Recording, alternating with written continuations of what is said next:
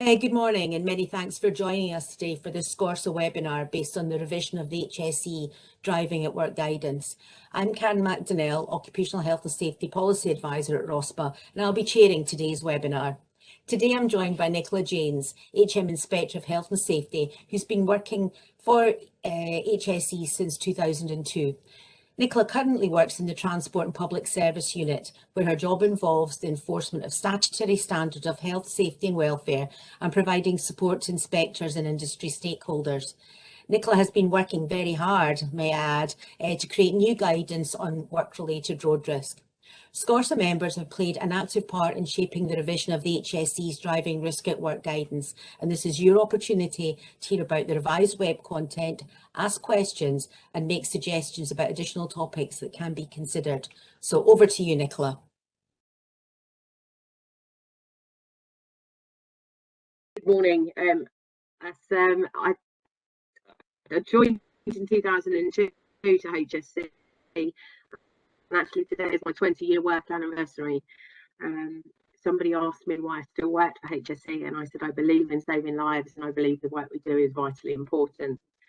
The role I currently have is a policy role, so it's not a field inspector, although I have been a field inspector and I covered many industries.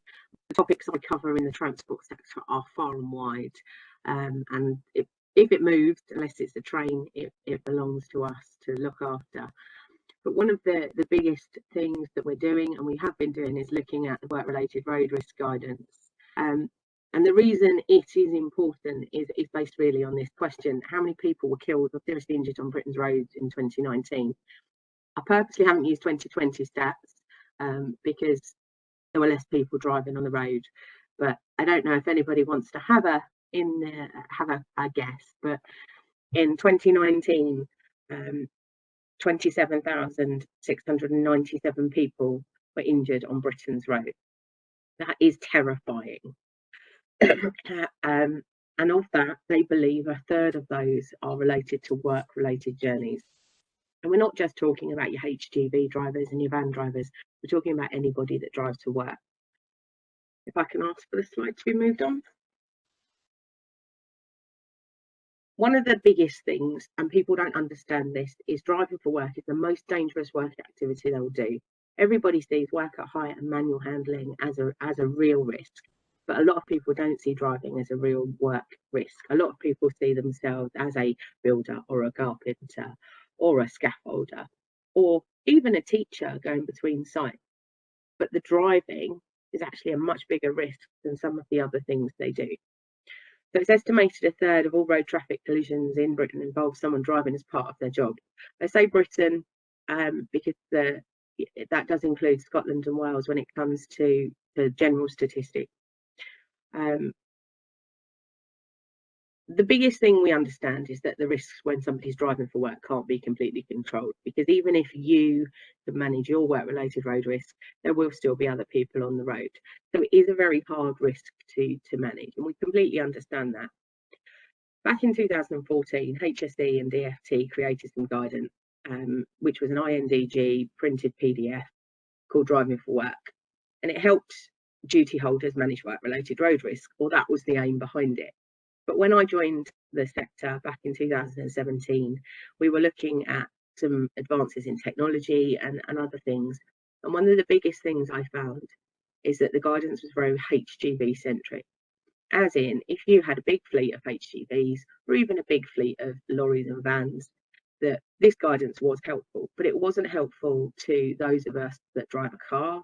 It wasn't helpful to the up and coming gig economy. So the mopeds, the scooters, the motorbikes. It really, really should have been there for everybody, but it wasn't. And also what we've looked at and we've seen and we've found is that there has been a significant development in driving technologies. So things like telematics is one thing, but also cameras and other things that can go into cars and vehicles. So we initiated a review of the guidance. And that guidance, what we wanted it to do was to assist with how we could help companies and businesses look at how to lose less days due to injury, how to have fewer repairs to the vehicle, but also looking at it from a business point of view, that, as a business, it's your reputation. So if you have a vehicle, have an incident, and it's got your logo blazoned all over the side, the last thing you need is it on the news because it caused an accident on a major trunk road and things like that. So, can I get you to move on? You'll have to press it again. So we consulted on the guidance, and I had started quite a lot of work. I'd looked at it and we'd done some consultation. And back in February 2020, I had started to rewrite the guidance. Unfortunately, 2020 caused a few diversions, and between March and September, my focus wasn't on this important guidance. So, with valuable input and assistance from industry, other bodies, other government departments, including lots of people from ROSPA, working groups, trade associations, unions, we started work on updating and improving the guidance. Next slide, please. That process was long, it was drawn out. I started off with a document which I circulated, people looked at, we did interviews.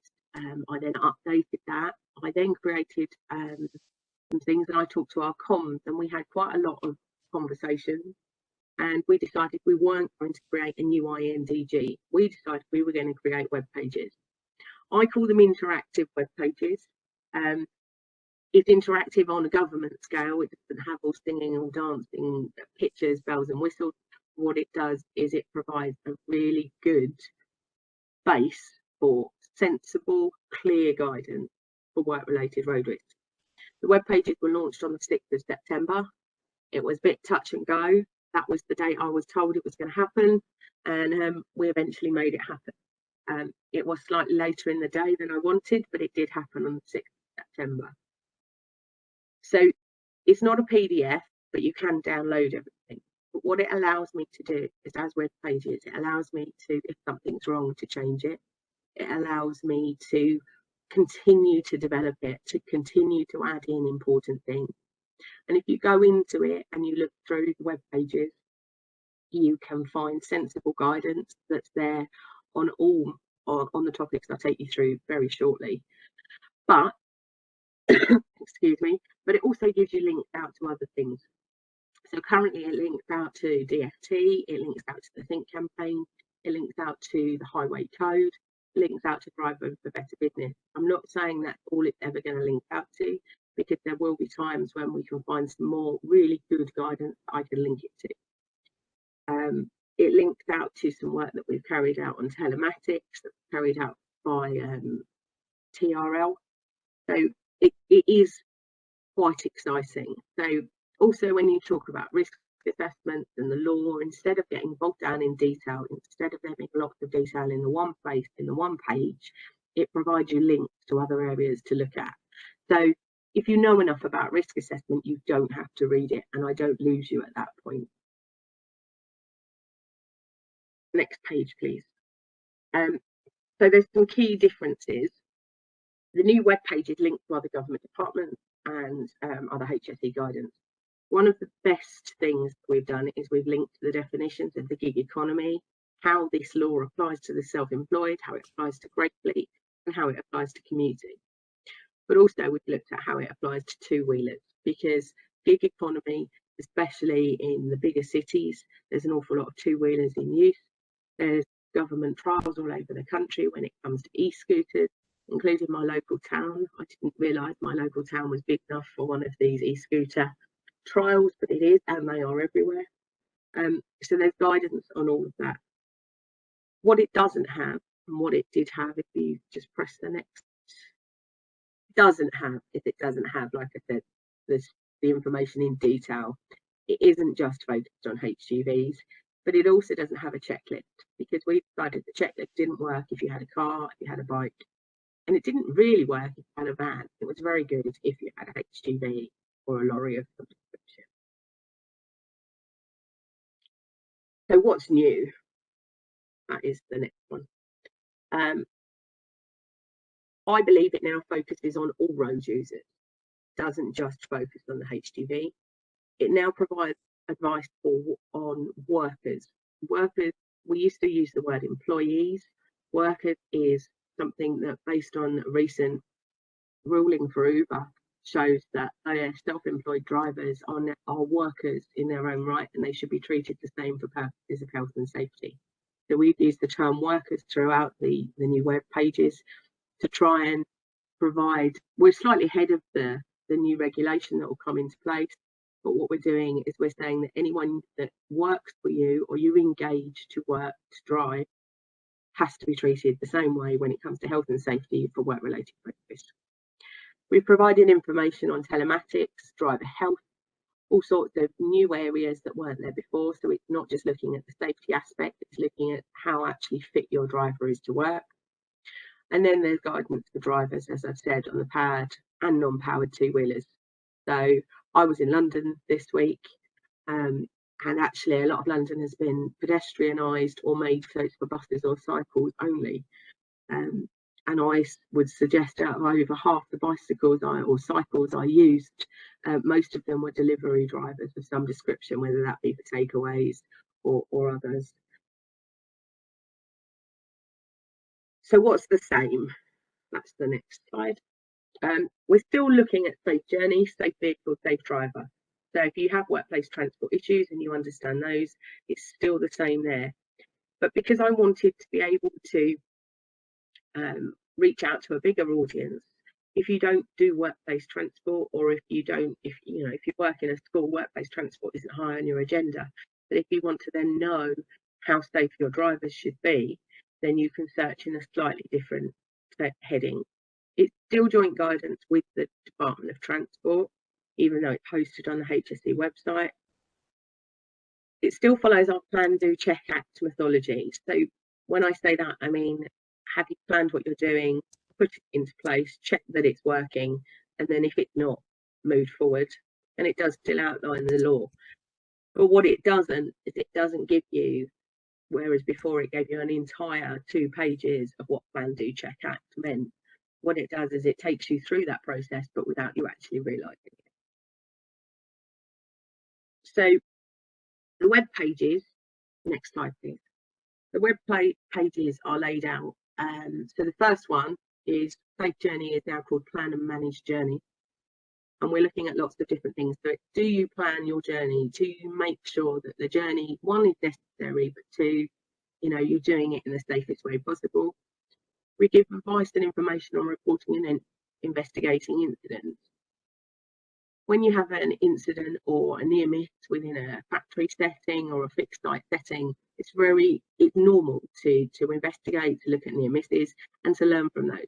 What we're saying is that you should do the same when it becomes a journey as well, because you can learn a lot from something that happens that doesn't cause an injury we're looking at the work location. Now, that might sound odd because obviously the location is potentially on a road, but what type of roads you use, is it the best way to do something? Is that journey actually necessary?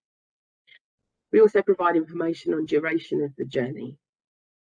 Before, we've never put anything in about timings, but we link to the highway code where it's clear that a driver should drive for no more than 2 hours before they have a break. I know that a lot of people don't drive for just 2 hours. You can get stuck on a traffic jam on the M25, especially recently, for 2 hours. But you should be building breaks into long journeys. But also, you should be looking at whether somebody has to do a long journey before they do a long day at work, and then have to do a long journey home. Is it sensible that they drive home at the end of a long day after they've driven for 4 hours, worked for 8 to 10 hours, and then they've got that 4-hour journey home? Should you be looking at putting them up overnight? Could you split the journey? Is the journey actually necessary? One of the things the pandemic has shown us is that we can do an awful lot of conferences and meetings online like this, rather than meet in person. It is nice to meet in person. I enjoyed Tuesday, but actually I forgot how much I detest 2-hour journey to get into London and the 2-hour journey home. Fortunately, it was on the train and I didn't have to drive. We look at the weather. We give you advice and guidance on poor weather conditions, what you should be doing. And then, as I said, we look at vehicle safety monitoring technology. Back in late 2019, I was lucky enough to secure some funding with DFT to look at the benefits of technology and the benefits of telematics within vehicles. And that's not just within a HGV, how you can implement that all the way down to a car and even a bicycle and things. So there is linked out to the guidance there, but also sensible reasons, things on what you could do and the benefits of telematics for you as a company.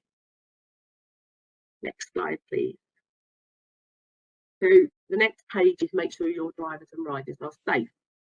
We've split this up, so it's drivers and riders are safe, and then there is another page for health. So we're looking at competence and capabilities. Are they trained and competent to actually operate the vehicle?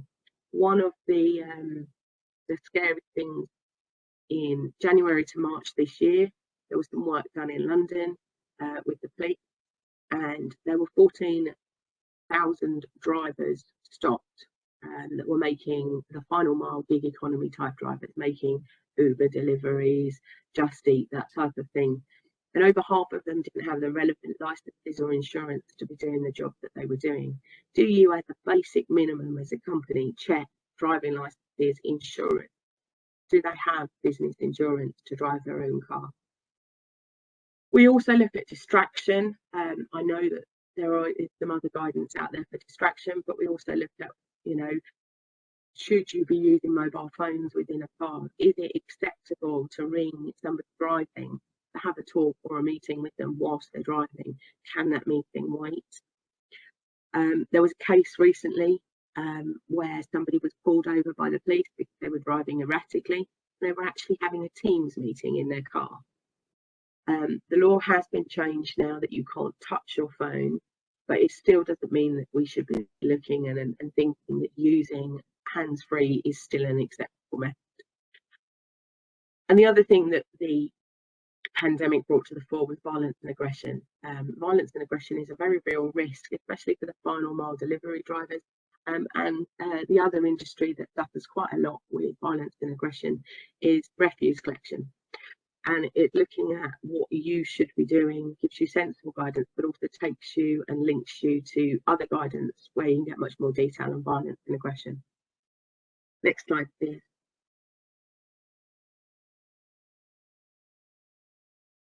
So as I said, we've split it so to make sure your drivers and riders are healthy.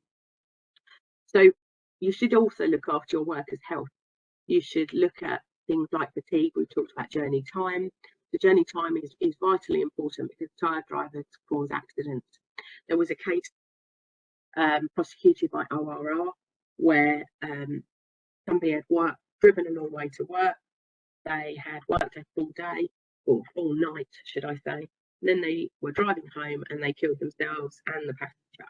And they were prosecuted, and the fine was significant on the basis that they hadn't managed fatigue and they felt it was acceptable to drive home. So the company was fined 450,000 in order to pay 30,000 in costs after the two men lost their lives. And the judge said that any company should effectively manage fatigue for their employees who drive for work. That is quite a significant fine. Obviously, any fine is based on your company turnover. It's not based on, and then the significance of the injury or the incident. And obviously, 2 fatalities takes it up to a very high fines to start with. The starting fine now for a fatality at work is £100,000. When I started in HSE, fines were under £5,000 for regulations and around £20,000 for the Act. And like I say, 450,000 plus costs, plus their own costs, plus their own reputational problems that they would suffer afterwards. There's information and guidance on stress, because actually driving for work can be stressful. I don't drive anywhere near as much for work as I used to. I used to be out and about nearly every single day in my car, and I don't miss the stress of sitting in traffic jams, worrying that I won't get somewhere. So that should all be factored into it. And then there's information on MSDs. So actually sitting in a car or a vehicle for long periods of time, it's looking at the ergonomics and things like that. Next slide, please. So then the final aspect of it is making sure your vehicles that the vehicles you use are safe. So have you picked the right vehicle for the task? We gave some examples and some guidance in there, especially when it came to the weather. And it wasn't until the web pages went live we spotted a mistake where we'd managed to say that if it's snowing, it's more safer to use a motorcycle than a car. That has now been fixed.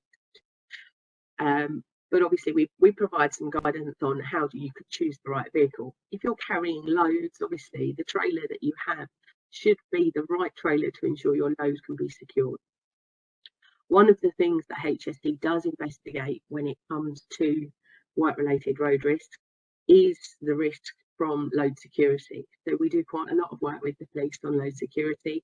We help with road stops and things like that. But also we are much more likely as an organisation to investigate if a load is shifted and then cause a fatality or an incident. It looks at vehicle safety, the condition of the vehicle. So it's not just about the daily check that the HGV driver does, it's also about the safety and the condition of every vehicle. So that is your car as well. And then, like I say, there's specific guidance for two-wheelers. The risk of riding a motorcycle and dying, I was quite frightened when I saw those statistics. So next slide, please. So in summary of my whistle-stop tour, the effective management of work-related road risk is vitally important. It needs to be treated in the same way as any other health and safety risk. We understand you can't legislate for everything, but what you can do is you can make sure your fleet, your drivers, and the journeys that they are undertaking are as safe as possible. There are so many ways now that people are driving for work. So, you know, it isn't just the HGVs and the vans. We are coming down to bicycles. We also now have the gig economy, and it is important that anyone that works for that final mile delivery on a self-employed basis is treated the same as any other worker that you have. If you employ contractors, you have duties. You need to ensure that if you take somebody on to drive and deliver for you, that they are managing work-related road risk. And this guidance does cover the areas which would assist you to meet your legal duties. Obviously, there's not one piece of health and safety legislation that says driving for work, you need to do X, Y, and Z. Lots of different pieces of legislation. So you have your duties under the Health and Safety at Work Act, under Section 2 for anyone that you employ directly, under Section 3 for those that are employed by you on a self-employed or a work basis. But also you have duties under the Management of Health and Safety at Work regulations to ensure that you assess the risk from any activity, and then you have other duties under provision and use of work equipment and things to make sure everything is safe. So there's lots and lots of pieces of legislation.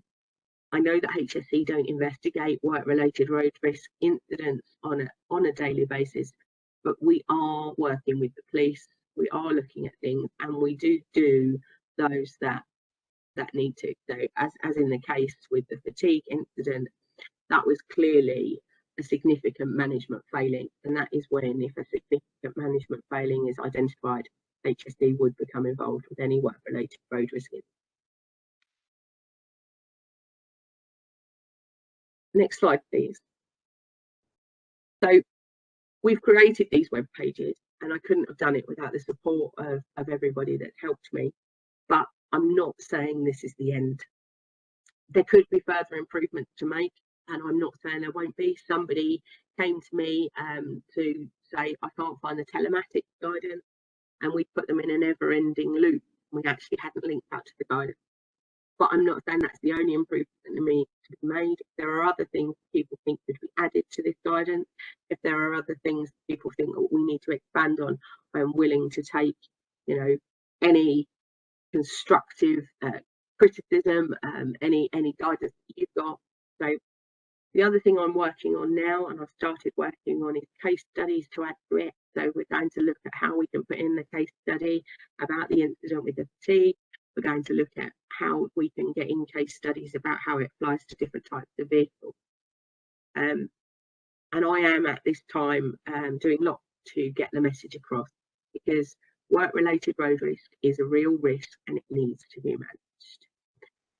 Thank you very much for listening. I think the next slide says, thank you. Any questions? I've got a hand up. Somebody has never put their hand up. Melanie Farrow, do you want to ask your question in the Q&A box, please? And I'll bring it to Nicola's attention. I think, Nicola, thanks very much indeed for that. And as your presentation evolved there, I mean, the relevance to ScORSA and ScORSA's work in terms of connecting around all things driving risk related, sort of just magnified. The case you concluded there with the 2013 Renown case where Zach Payne and Michael Morris died as a consequence of driving for work. I think it's interesting perhaps for those attending this morning to understand that during the course of the previous 25 hours, Mr. Payne, Zach, had driven more than 550 miles and completed a welding job on a night shift. And the sort of, as you mentioned, the ruling, you know, sufficiently rested to work and travel safely. Another element when I was looking at the other day, because we use their names, you know, because I sometimes think the names kind of resonate. They also highlighted that the company vehicle policy restricting use by under 25-year-olds was routinely flouted. So these are all elements for us as a ScORSA community and a wider community that's attending this webinar today to consider.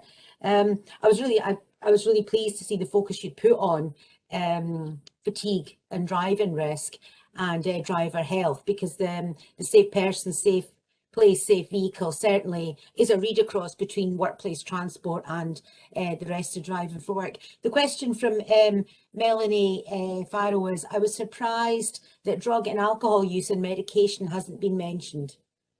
Where does that fit, please? Apologies, obviously in the slides I've only put a certain amount in there, so there is guidance on so it is, I believe it's in make sure your drivers and riders are healthy and safe. I'm certain it will be. You mentioned fitness to work in terms of the highway code. I'm just having a quick squiz, but I've definitely put something in about drugs and alcohol in the web pages. So it talks about ensuring that you have systems in place. So obviously if you should be checking that they don't have any medication that they're taking that would make them drowsy and things like that, but there is also information in there about drugs and alcohol, and then it takes you out to other information and other guidance in there things. So it's mentioned, but we don't go into huge detail because there's other mention of it on the HSE's website. Yeah, thanks very much. Thank you. The next question I can see is, are there plans to include new and emerging technologies? So there is brief mention at the moment in there about electric vehicles, because obviously if somebody was involved in an incident at the side of the road and it was an electric vehicle, there are different considerations to have than you would have if different considerations if you had to rescue them or things like that. It is something we're looking at. I'm working closely with our science division on hydrogen. I'm looking at electric vehicles. As things emerge, we are able to add to these web pages. At the moment, we have very limited information, and obviously it's not something that we can just put out there without actually having the facts to back it up. So there's mention of it in there, and it is on the agenda to add in more as more emerges. Are there likely to be any changes to RIDDOR? It's a long conversation that I've had a number of times. So obviously over in Ireland, it is a RIDDOR. If you have a work-related road incident, it is RIDDOR reportable. And talking to them over there, they only have around, it's a very small area compared to obviously England, Scotland and Wales. they still have 50% underreporting anyway. The short answer is no, it won't be put into Riddle. What we have is we have guidance document that we are reviewing as well that identifies when HSE will become involved. One of the things the government are very keen on is if there is another regulator that is better placed to deal with incidents, that they do that. So the police would deal with the main incidents on the road, then they would involve other agencies as they see fit. We do work closely with the Driver Vehicle Standard Agency, with police, with Highways England, Department of Transport, Transport for Scotland, Transport for Wales. We work closely with everybody when it comes to all of these things.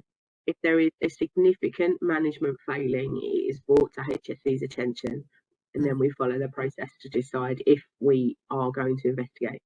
Great. Thanks for explaining that protocol. I just thought that I'd done some work on the DFT figures for GB in 2019, and the fatality rate, well, not the fatality rate, the number of deaths in total on GB roads was 1,752 deaths in total. And it was estimated that 438 people had died in a road accident involving someone driving as part of their work. And we compare that then with the 111 workers killed in accidents in the workplace. So it is a challenge for the organisations listening today, as you've very eloquently put it, Nicola, as you know, manage driving risk as you would any other risk to your organisation.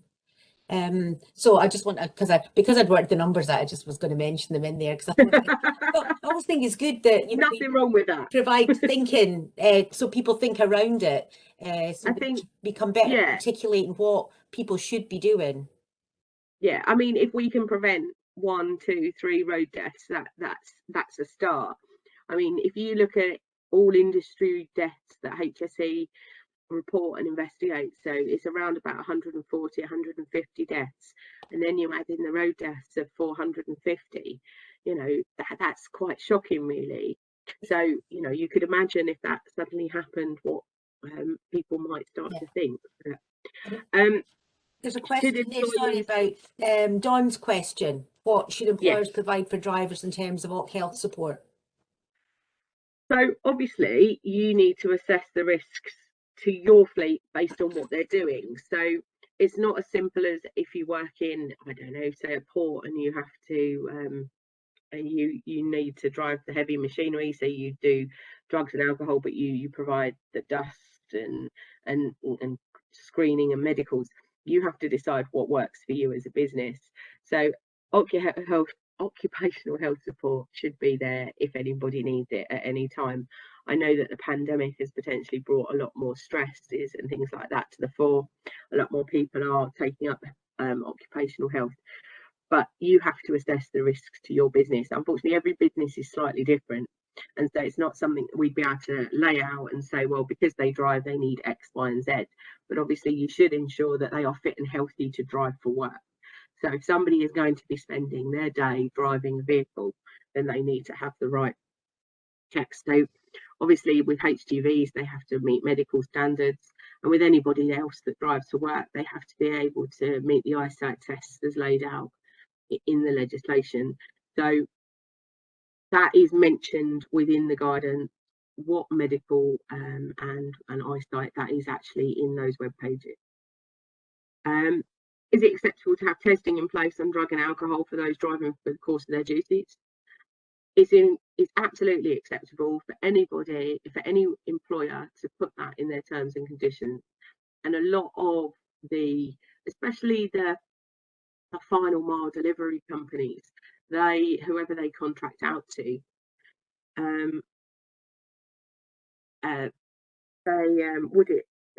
anyone they contract out to, they put it into their contracts that there's random drug testing, because obviously the last thing you want is to have your, I don't know, I'm going to take a company, this is not, you know, so if you've got your Amazon Prime van going around with the tick on the side, the last thing you need is for that to be pulled over with the police or involved in an incident, because they work in areas like your domestic areas, so, you know, more likely to run over a child potentially and things like that. So obviously they have that, so it's completely acceptable.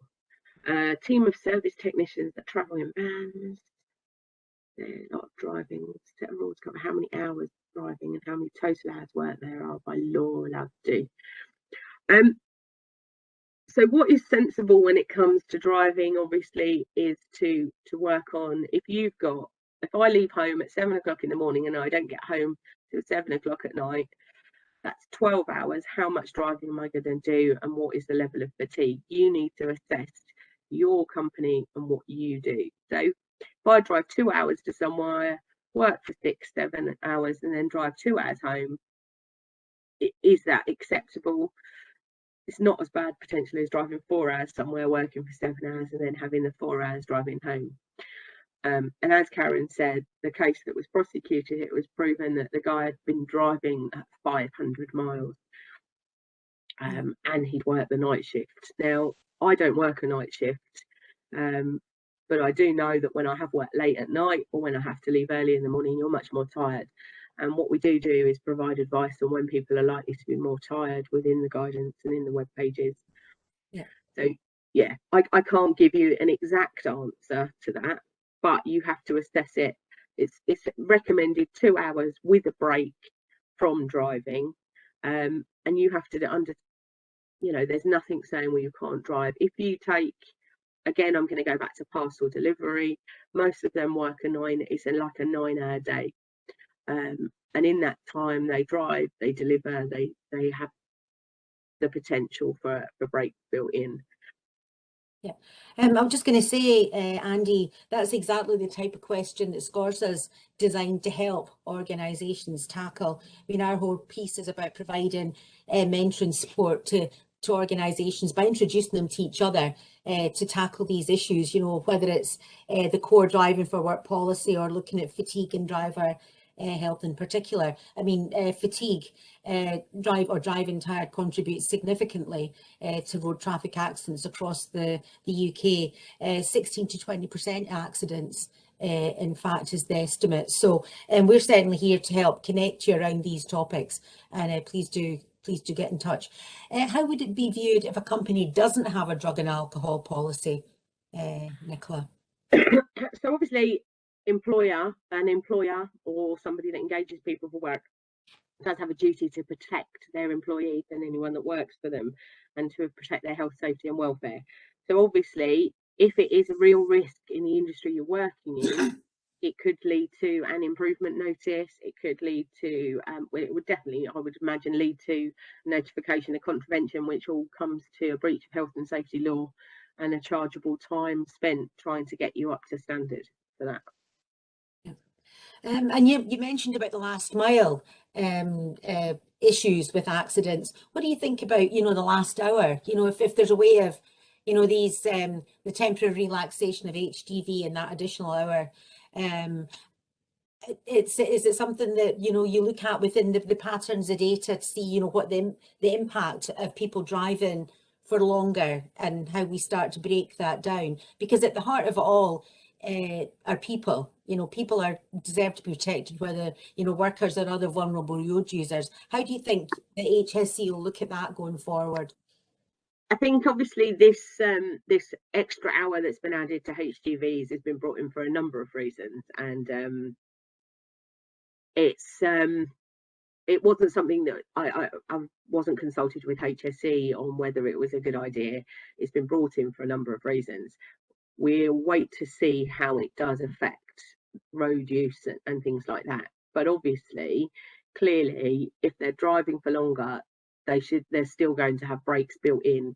So when you drive a HGV, and from very soon they're going to bring it in for smaller vehicles as well, that you have to have brakes built into long journeys. So hopefully, even though they can drive for another hour, it shouldn't increase the risk because they still have brakes built in and things like that. Mm-hmm. It's a really difficult one. We have to wait and see what's going to happen. We don't know if it's permanent. We don't know if it's temporary. What we do know is there is a massive shortage of HGV drivers, and that's not just those that drive petrol tankers. Yeah. And I live in the southeast, so I've still got dry petrol stations around me. Yeah.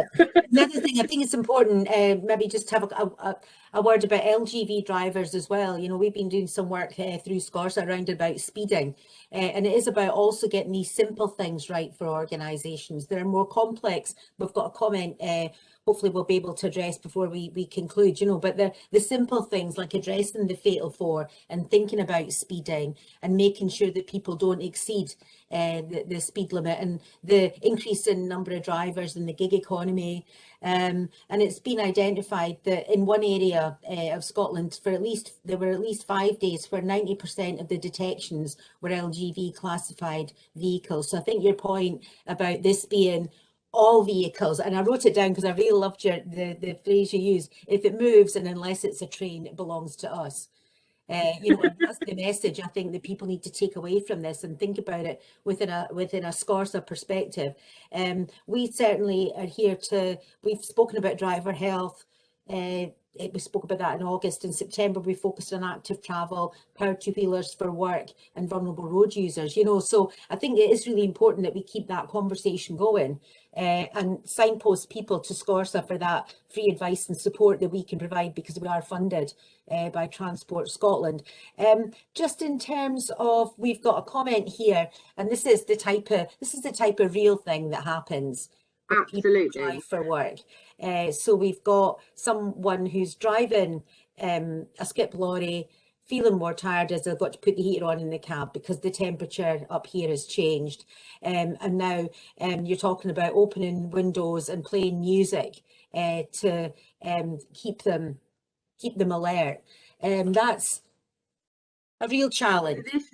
It is a real challenge, and you know, it sounds terrible, but I would think that most people that have driven on a long journey do get to the point where they feel a bit tired and they turn the radio up or they open the window or things like that. And actually it is more common at this time of year that people become tired because they put the heating on and they become nice and cozy in their vehicles.